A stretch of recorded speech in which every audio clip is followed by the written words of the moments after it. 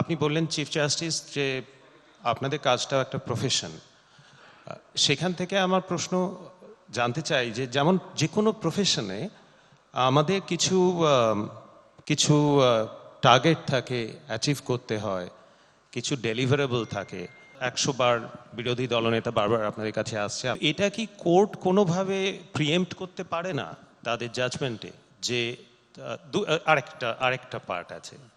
আর সেকেন্ডটা হলো যে এই যে প্রায়োরিটাইজেশন হয়, আমরা দেখি বড় বড় কেসগুলো মুহূর্তের মধ্যে চলে আসছে, একটা জাজমেন্ট পাওয়ার চেষ্টা করা হচ্ছে।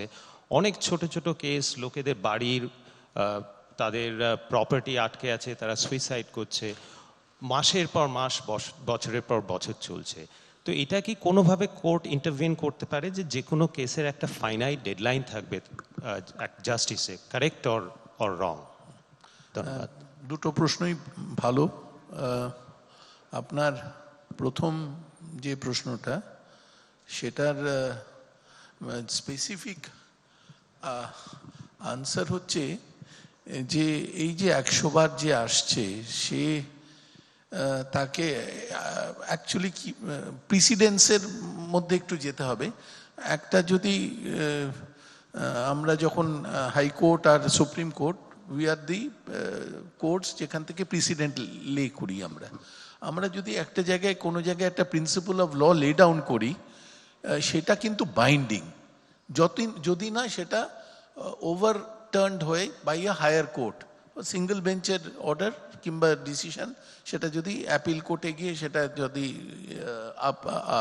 স্যাটিসফাইড হয় তাহলে আর সেটা থাকে না। কিন্তু যদি থাকে তাহলে কিন্তু ওই সিমিলার মামলাতে ওটা কিন্তু বাইন্ডিং।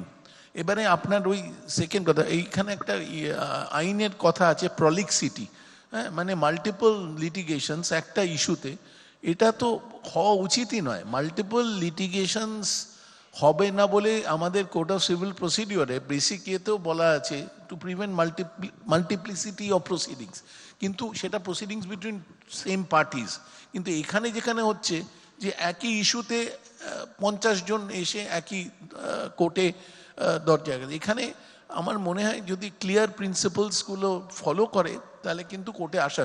আর যেটা খুব ইম্পর্ট্যান্ট সেটা হচ্ছে আমাদের অনেক বছর আগে, আমরা যখন স্বাধীন হইনি ব্রিটিশ টাইমে, আমাদের কোর্টের নিজের এক্সিকিউশন অফ দ্য অর্ডারের নিজের মেকানিজম ছিল, শেরিফস অফিস ছিল, সেটাকে টোটালি ডিফাঙ্ক করে দেওয়া হয়েছে। আমাদের we do not have an executive machinery to execute our order. আমি এমন কোনো অর্ডার পাস করব না যেটা কমপ্লাই করা যাবে না, because we have to depend on the executive, on the police, on external administration for compliance of our order. And that is something which was not there originally. আমাদের তো Anglo Saxon jurisprudence থেকে এটা আমরা derive করেছি, আগে আমাদের ছিল না।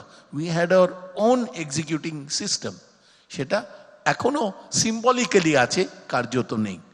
আর এই আপনার সেকেন্ড যে কোয়েশ্চেনটা, সেখানে আমার উত্তরটা হচ্ছে খুব সিম্পল, যে আমরা কিন্তু ক্যাটেগরাইজ করি এবং টাইম ফ্রেম সেটা কোর্ট টু কোর্ট ডিপেন্ড করে। দেয়ার ক্যানট বি ইউনিফর্মিটি, যদি না লেজিসলেশন হয় পার্লামেন্টে, তবে এটা আপনার yes there should be time bound in a litigation. এবং অনেক কোর্ট করে, আমি অনেক সময় করেছি, যে তুমি এতক্ষণ বলবে, তুমি আরেকজন এতক্ষণ বলবে, তারপরে আমি যেটা অর্ডার দেবো। যার জন্যে হয়তো it may sound like I am blowing my own trumpet, আমার এন্টায়ার জুডিশিয়াল ক্যারিয়ার, ক্যালকাটা হাইকোর্টের বিচারপতি, ক্যালকাটা হাইকোর্টের অ্যাক্টিং চিফ জাস্টিস, এলাহাবাদ হাইকোর্টের বিচারপতি, chief justice Meghalaya, chief justice Sikkim, I had not a single judgment pending. So if it is possible, one can do it. Thank you.